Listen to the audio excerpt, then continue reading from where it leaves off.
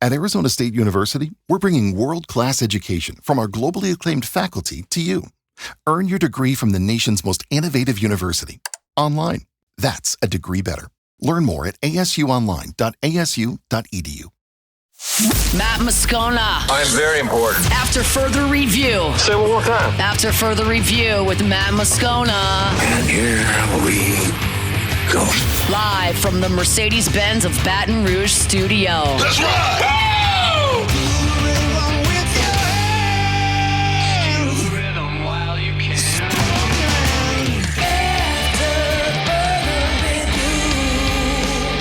Off running, welcome in. Another edition of After Further Review. Musso in for Moscona here on a Thursday, presented by Decision Critical Concierge Nursing. Jacob Beck, Paul O'Neill along for the ride. Of course, we're fired up to have all of you along for the ride as well. Thank you for making us a part of your Thursday. We got a lot to go through here again on today's show. Day number 2 of Saints training camp in the books. We got to talk to the quarterbacks today. Heard from Spencer Rattler, heard from Tyler Shuck, Jake Haener, really all of them. Even Hunter Deckers took a turn. Ross Jackson will be here straight up 5 o'clock to give us the boots on the ground report out of Saints training camp. He was there. What did he see? Now that you've seen Shuck and Rattler with the ones, how's that shaking out early? It was Clemson's turn at ACC football media days, so we heard from Dabo Sweeney. We'll kind of take our first look at Clemson, be able to kind of dive into the matchups a little bit for the first time as well here. And realignment rumors are back with the ACC and the SEC, a team that might surprise you, though, when you hear who's kind of driving these rumors and who is at the center of them. So plenty to do, and let us begin as we do every single day. It's time to pop the top on another edition of AFR with Bud Light. Drink easy. All right, we'll begin with Saints training camp, day number 2. Some twists, some turns. The defense really had a nice go of it in the red zone. But again, I mean, we'll focus mainly on quarterback here. So Tyler Shuck obviously got his first turn with the ones here on Thursday in Saints training camp. That means Spencer Rattler went with the 2s. Jake Haener once again ran with the 3s today down in Metairie. And for Shuck, it was another spotty day, I guess, if that's really the right word there. We'll let you hear from him in a minute on what he thought of the day and things of that nature. He did throw the only touchdown pass for a quarterback in Thursday's practice. It was a crossing route to Rashid Shaheed in the red zone. Spencer Rattler threw the only interception for the quarterbacks today. Quincy Riley got him also in red zone period as well. Rattler was just trying to, well, look, I'll let you hear it from him. Spencer Rattler actually today after practice talked about his interception. Yeah, it was a really clean day up until that. I think that's the biggest focus is we had to keep, finish the day out strong. You got to start fast and finish faster. But yeah, just got to, make a smart play, throw it away further if I'm going to do it in the back of the end zone. But you got to respond, next play mentality. They want to open it up, go ahead and run it in.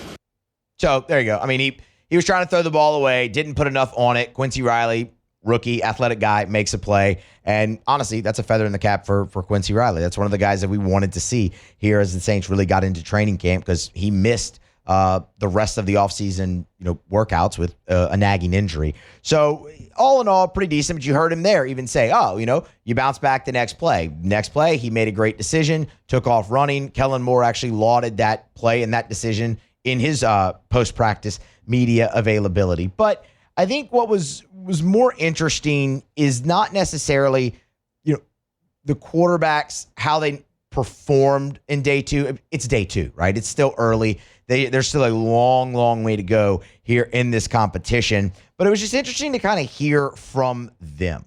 Tyler Shuck, I mean, that's the guy that everybody obviously wants to see. That's the guy that many believe is the favorite in this competition for all the reasons that we've laid out, whether it's, the second-round pick, Kellen Moore, that's his guy, right? For lack of a better term, the fully guaranteed contract, all of those things. Tyler Shuck spoke after practice about his first day with the ones and how he thought it went. For me, the approach is the same. I'm going to go in and command the huddle, to the best of my ability. But I think today I was really intentional, about my first time getting in with them, that coming in and having a presence, being loud and being, we're having that dialogue with all those guys. And I wanted them to know that I'm coming in, ready to do the job. And I think it was a really good day operationally wise. And then it was a lot of fun being out there, even though it was a shorter red zone day, but to kind of keep rolling, it felt really good.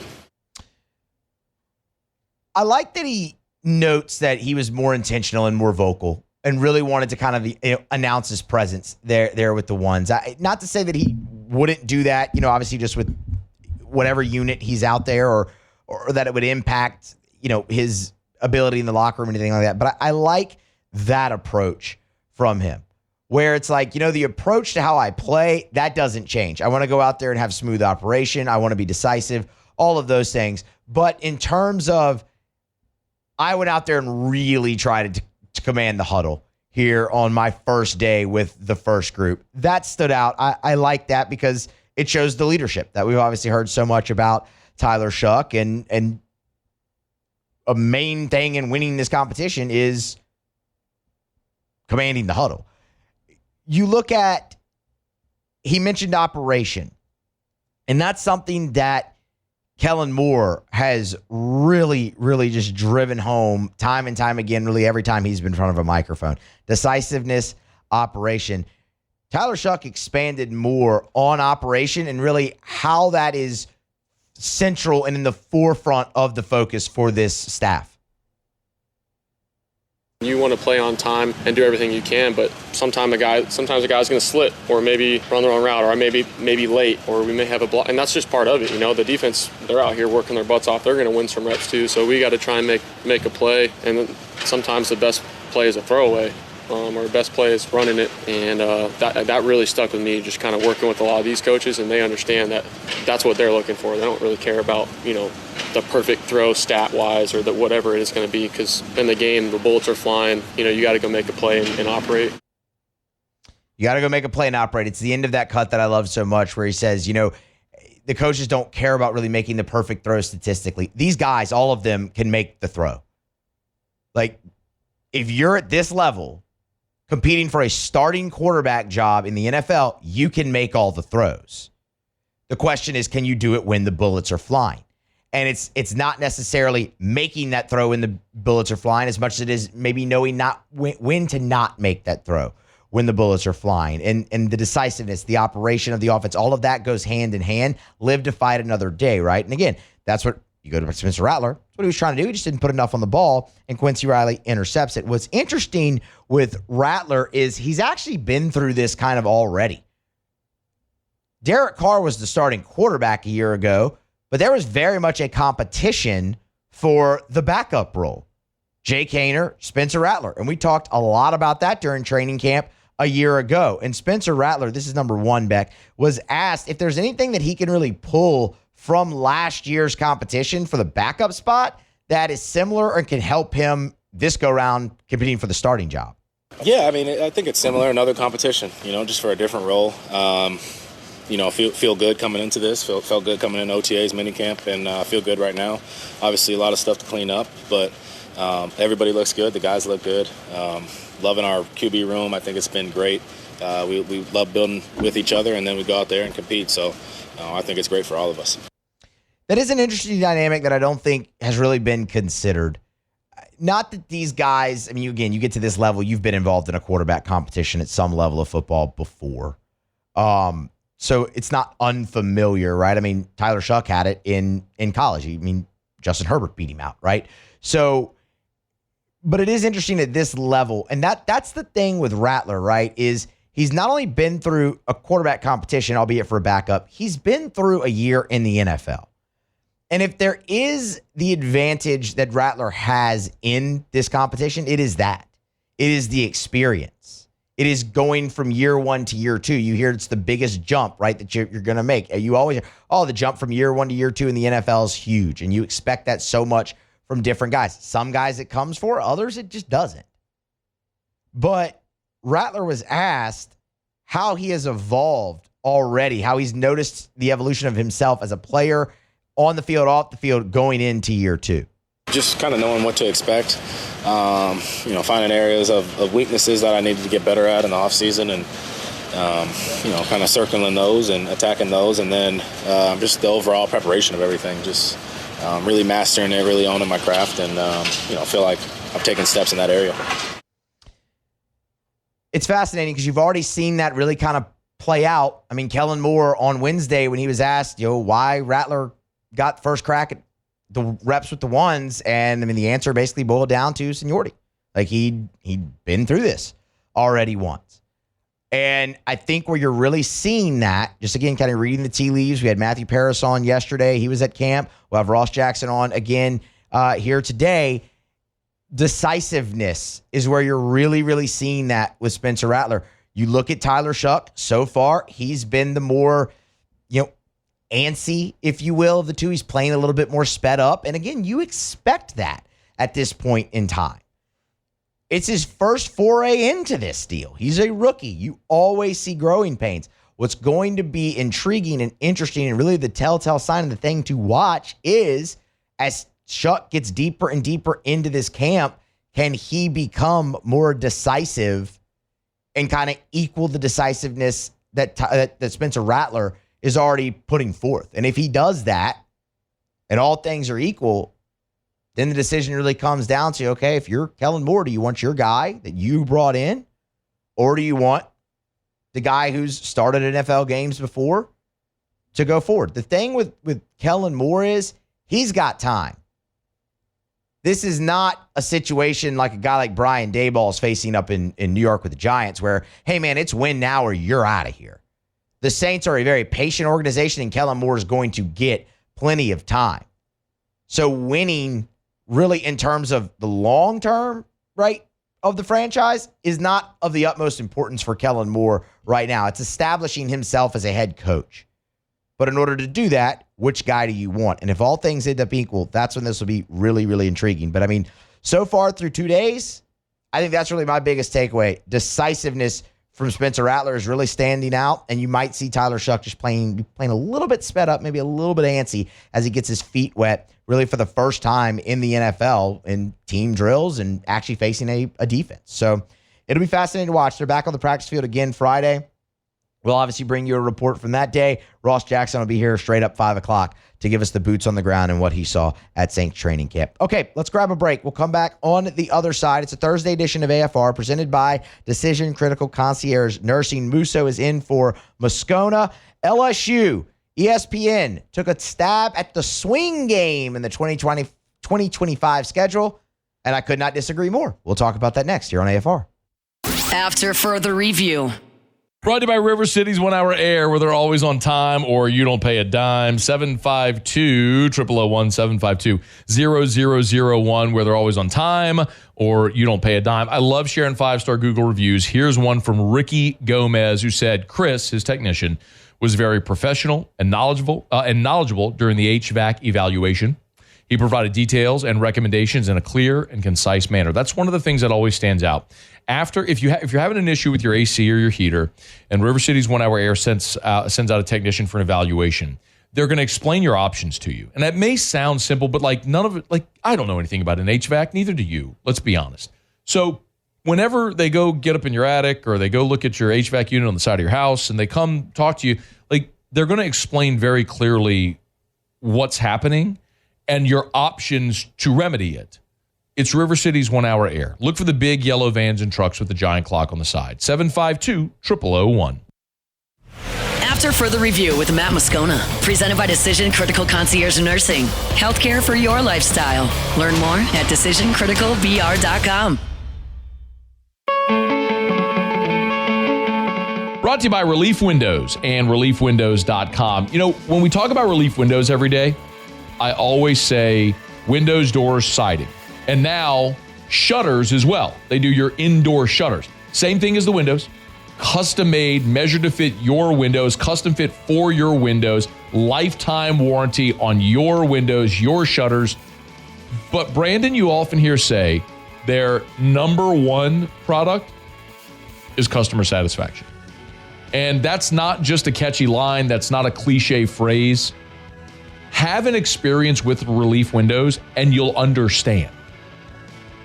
They go to the ends of the earth to make sure their customers are thrilled with the work they do. As a matter of fact, Relief Windows never takes $1 from you. You will not, no deposit, no down payment. They take all the risk.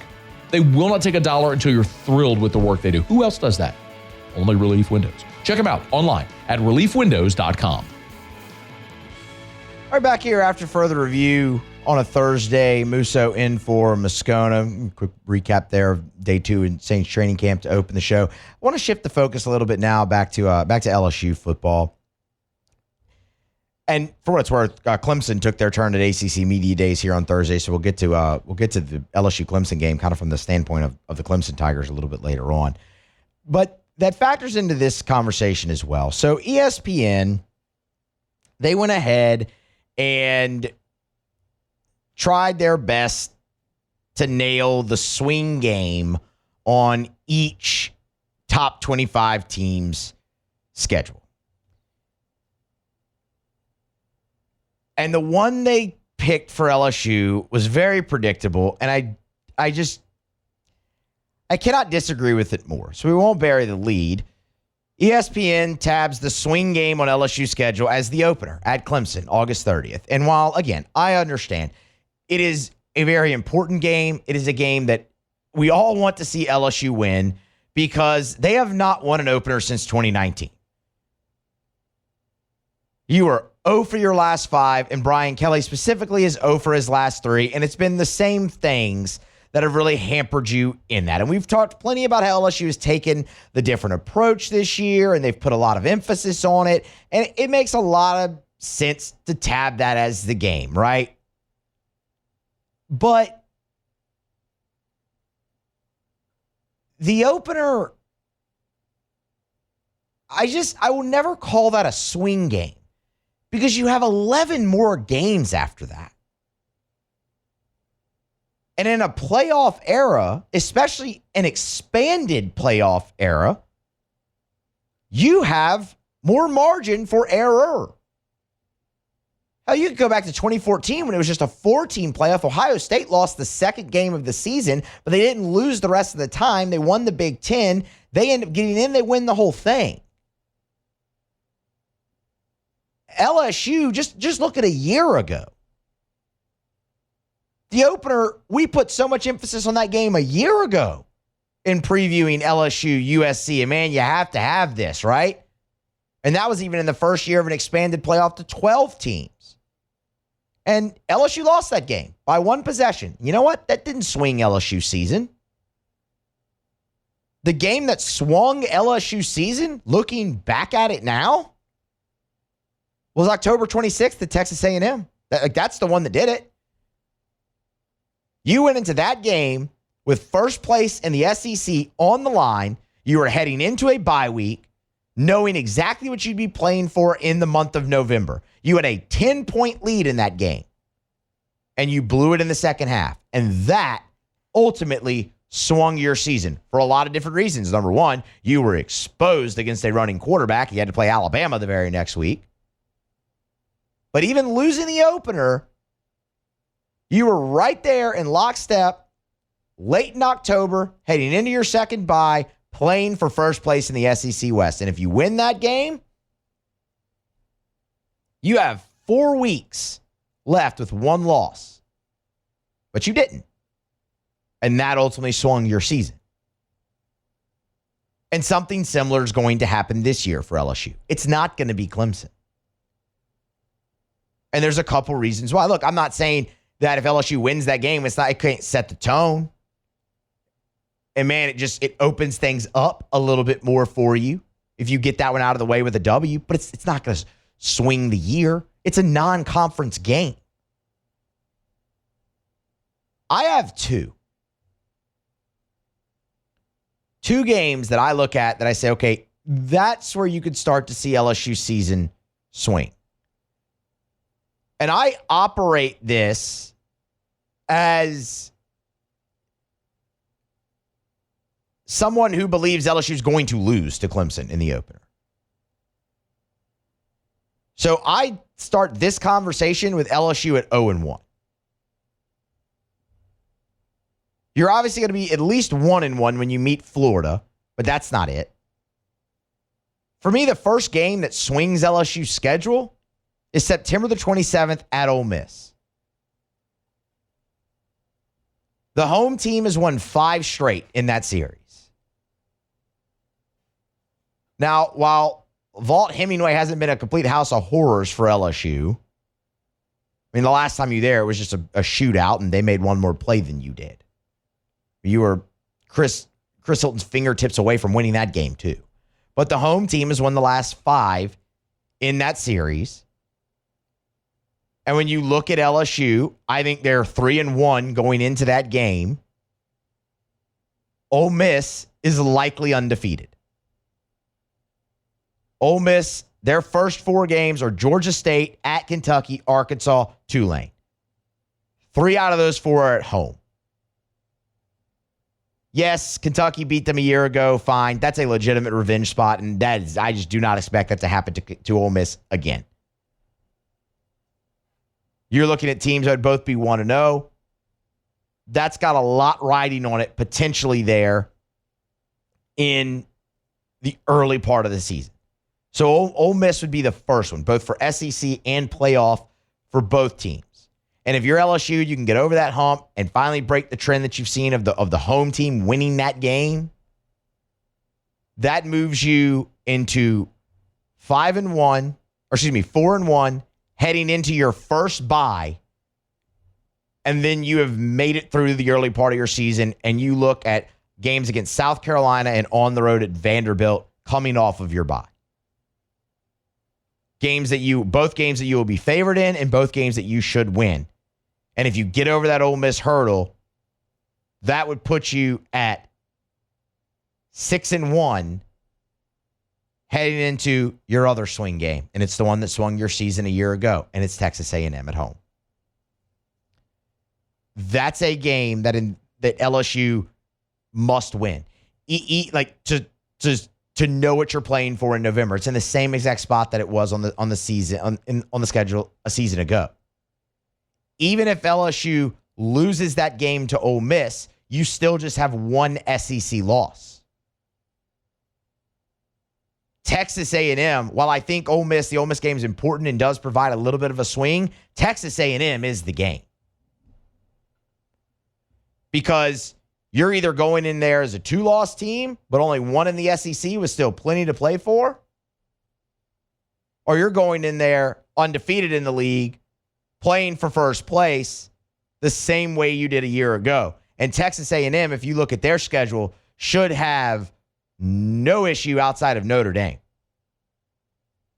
Texas A&M, their first 2 are layups. Then they're on the road at Notre Dame.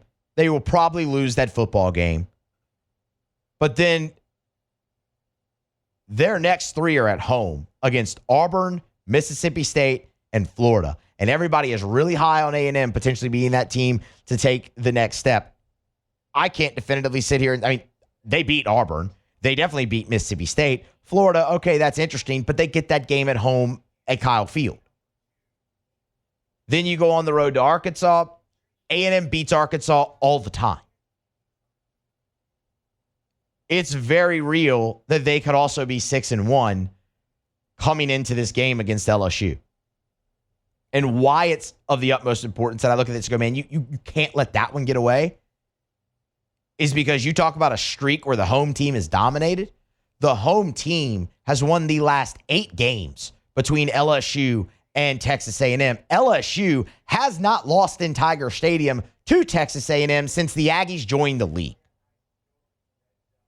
And that's a game that I look at and go, man, that's the one, even more so than Ole Miss, that swings your fortune this year, because it's set. You get it. First of all, you get it at home where you dominated them and where just the home teams dominated the series as of late.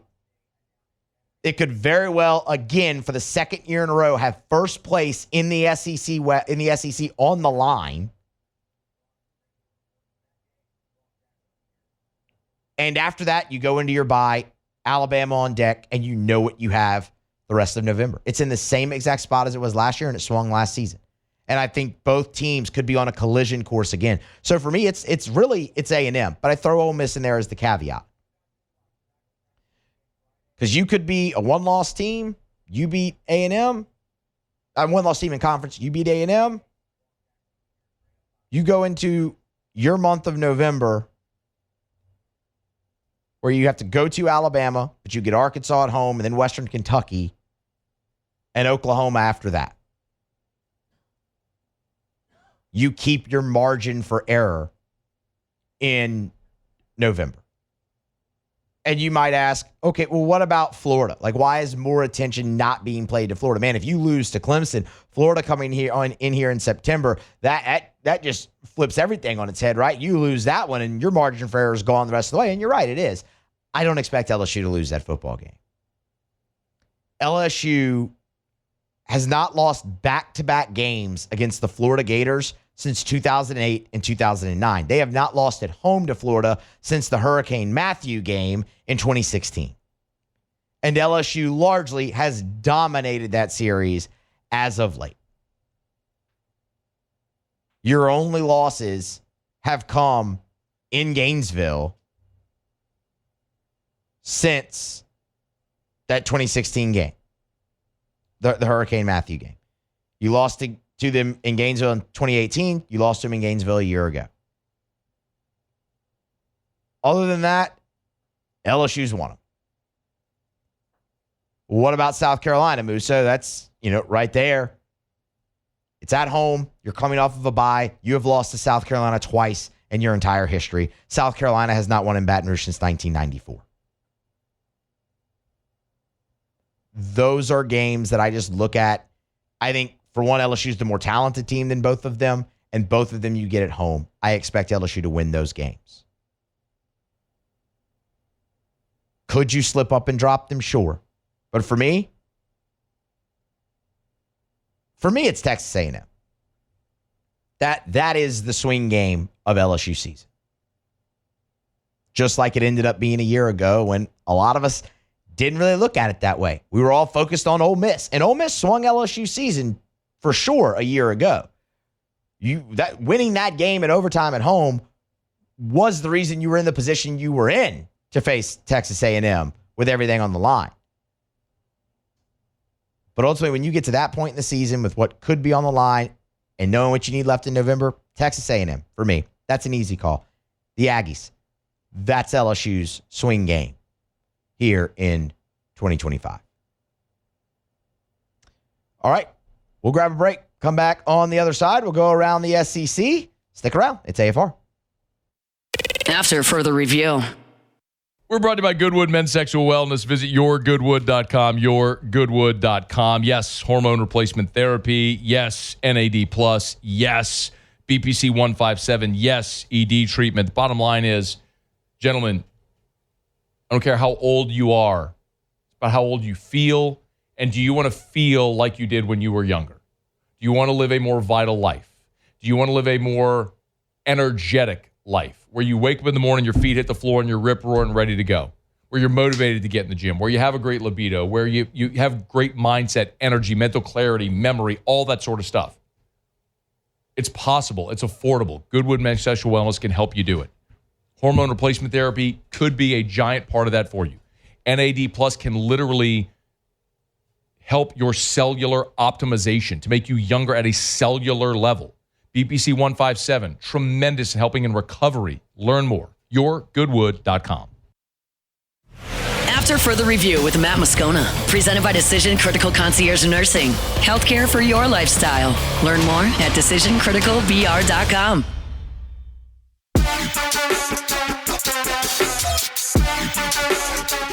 AFR is brought to you by Parish Restoration. Kill mold, remove odor, other harmful pathogens, commercial or residential. As a matter of fact, Parish Restoration, I love the process, by the way. If you go to the website at parishrestoration.com, you can see videos of their patented non-toxic dry fog treatment. So you see exactly what it looks like. Very cool. But they have fogged, over at Parish Restoration, they fogged one of the largest buildings in the entire state of Louisiana. So it doesn't matter if it's your office building, your church, whatever it may be, school, or your home. They can even fog your car. Maybe your car has a weird odor, musty smell. Maybe you bought a used car from a smoker and you can't get that smoky smell out. This will do it. They'll come while you're at work, fog it by the time you're done with work for the day. Boom, you're back in a clean smelling, fresh smelling vehicle. It's Parish Restoration. Learn more at parishrestoration.com. parishrestoration.com. Do business with someone you know. parishrestoration.com.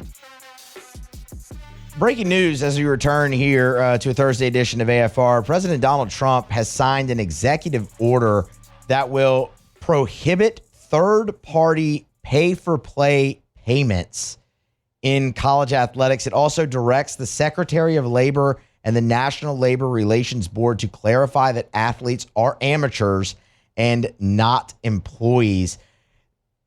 Boy, conference commissioners, university presidents, they have been long lobbying for some type of federal legislation, some type of federal involvement to try and curtail things that are happening in college athletics. And on Thursday, they finally got their wish. It is important to note that this executive order does not do away with NIL. It prohibits third-party pay-for-play, but from the order, quote, does not apply to legitimate, fair market value compensation that a third party provides to an athlete, such as for a brand endorsement. So what it's trying to do is legitimize NIL, where you don't have deals upwards of $13 million, say, for a quarterback potentially to come to your school, and that kind of maybe just be it. It is also not clear, or I shouldn't say not clear, it's unknown at this point what entity will have the authority to enforce the prohibition on the third party pay for play that's included in the order, but that will obviously come to light soon. Executive order obviously streamlines this. You don't have to, just kind of bypasses everything else. But this is really, really, really significant because it also kind of flies in the face really of the House settlement in essentially because their clearinghouse Deloitte had to say on each NIL deal that was above $500 or whatnot has to go through Deloitte, and they determine if it's fair and whatnot. Now it's unknown if they continue to do that or if there's going to be an entity of the federal government that ultimately does it. And here's the other thing: is this actually going to do anything? I mean, obviously, you don't want to disobey federal law, but we're not going to sit here and act like that's never been done before. That companies or corporations, entities, anything like that hasn't ever tried to find a way around federal law to maximize their own gains. How much does it really curtail what's happening? That's going to be very, very intriguing. But there you go. One more thing. The order also, quote, requires the preservation and, where possible, expansion of opportunities for scholarships and collegiate athletic competition in women's and non-revenue sports. So that as well, very significant. Saying, look, you're going to see a lot of schools cut programs. This is saying you have to, it's requiring the preservation where possible, or the preservation of those sports, and where possible, even expansion of opportunities in those sports. So it's the next step. It's obviously far from done. I mean, look, this just broke within the last 20 minutes. So you're trying to gather as much information as you can in a 3-minute break on it. So it's obviously can't go super deep, but President Trump signs an executive order Thursday. It will prohibit third-party pay-for-play payments in college athletics, not applying to legitimate fair market compensation for brand endorsement. It's just trying to eliminate, not eliminate, it's trying to legitimize name, image, and likeness, which is something that college leaders have wanted for a very, very long time. As we get more information on it, as it all becomes a little bit more clear, we'll obviously pass that along for you here. But again, just breaking in about the last 20 minutes or so, the White House has acted in college athletics. All right. It's AFR, presented by Decision Critical Concierge Nursing. Let's go ahead and go around the SEC. Around the SEC, bringing you the biggest news from the nation's best conference. The Missouri Tigers. Good day for Eli Drinkwitz. He got a contract extension, now carries through 2029. Missouri announced that on Thursday. I said good day, not a great day. This extension doesn't actually come with a raise for Eli Drinkwitz, but it does come with more money to spend on assistant coaches, strength and conditioning, and football support personnel. For Drink, his salary still pretty good. He's slated to make $9 million in 2025. That will increase all the way up to $9.5 million for 28 and 2029. But it was kind of slated already to do that over his current contract. It's been a good run in 6 seasons, man. 38 and 24, back-to-back 10-win seasons, though, the last 2 years, 21 and 5 since 2023. They have a chance to win 10 games again here. The Tennessee Volunteers. Reese Chapman is returning, outfielder, I should say. Reese Chapman is returning to Tennessee baseball for a 4th season. He elected to not sign a UDFA deal after the major league draft. Started 64 games a year ago as a junior. 273, 13 homers, and 53 RBI for Vitello and the Vols. The Florida Gators. Late story here, but Florida left-handed pitcher Frank Menendez entered the transfer portal. Swamp 247 was able to confirm that news here on Thursday. Portal's been closed for almost a month. He was in his 2nd season with the Gators. He made 5 relief appearances, but then suffered a season-ending arm injury that cut his season short. But he was quite impressive early on. 1-0, a 1.29 ERA, 15 strikeouts per 9 innings pitched, and a 4-1 strikeout to walk ratio. He's in the portal. We'll see where he lands next. There you have it. That is around the SEC here on a Thursday. AFR is presented by Decision Critical Concierge Nursing.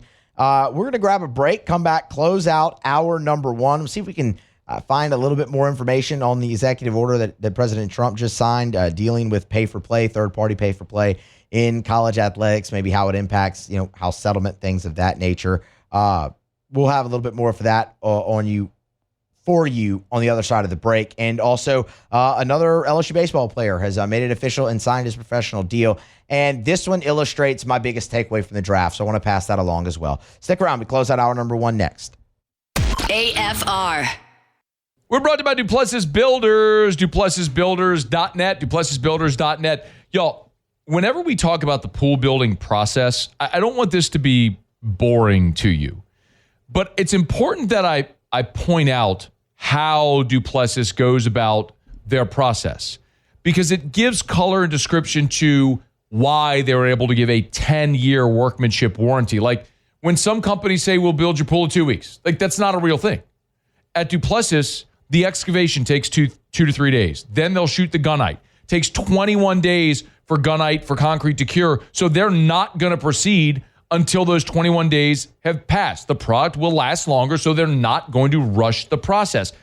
After you let that tiling and coping cure for 2 weeks, then you add water. Before you add water, then you plaster. So it's why a lot of pools start to fail in 2 to 3 years, because they don't do it right. You'll never worry about that with Duplessis Builders. After further review with Matt Moscona, presented by Decision Critical Concierge Nursing. Healthcare for your lifestyle. Learn more at DecisionCriticalVR.com.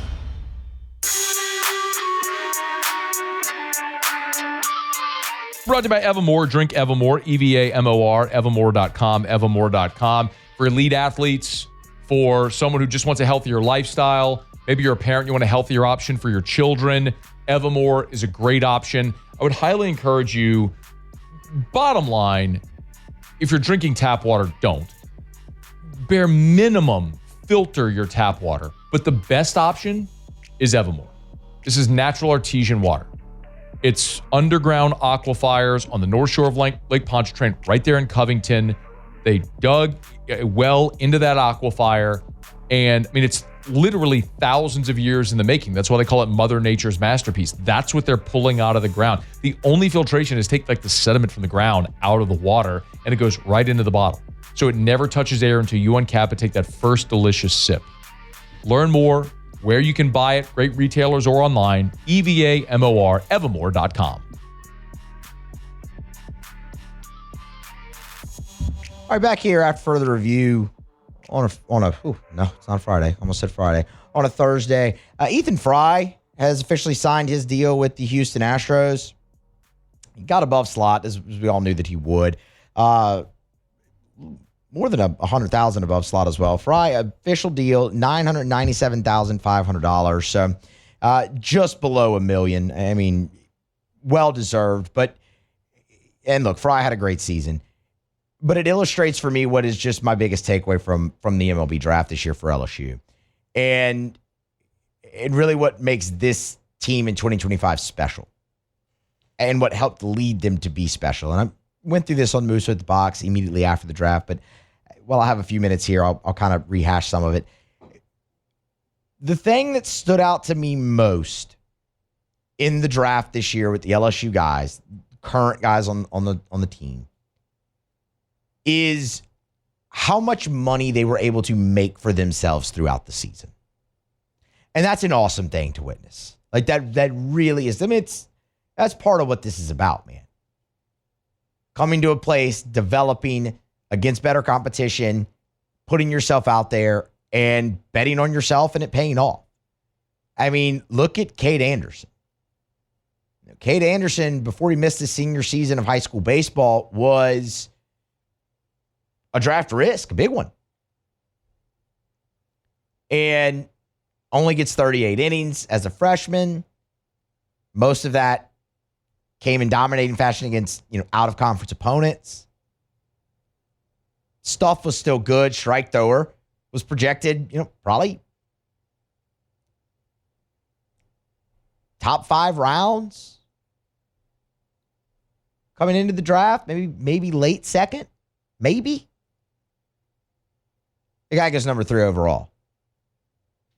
I mean, you're looking at somebody who was probably, not even late second. I mean, 4th, 5th round guy coming into this year, looking at $500K as a slot value, gets $8.8 million.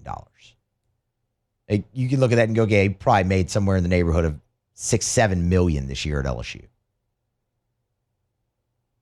Ethan Fry is the biggest example of them all, though. Like, the tools were there for Ethan Fry, but didn't have a position, had battled injury, started in a platoon situation this year at LSU. But hits .331, 13 homers, 50 ribby, becomes a central part of LSU's lineup, everyday player. That's a guy in Ethan Fry who, you're thinking rounds 11 through 20? Ends up getting just shy of $1 million. That's the success story that you just really, you like to avoid or lean in, I guess, to like a cliche, excuse the cliche. You love to see it. That's what you love to see. And it wasn't just those guys. I mean, Anthony Ianson, same deal. Came to LSU, got more eyes on him. He gets $1 million now. Chase Shores, $2 million. That's a guy who had a high number coming out of high school. It wasn't met. He came, bet on himself. The journey wasn't what it was, what he thought it would be. But it paid off in the end. And it did for all of them. And, man, that's awesome. I mean, again, Ethan Fry is the shining example of this. Like, Cade Anderson might have made himself the most money when you look at like $6-7 million. But Ethan Fry is the shining example of guys that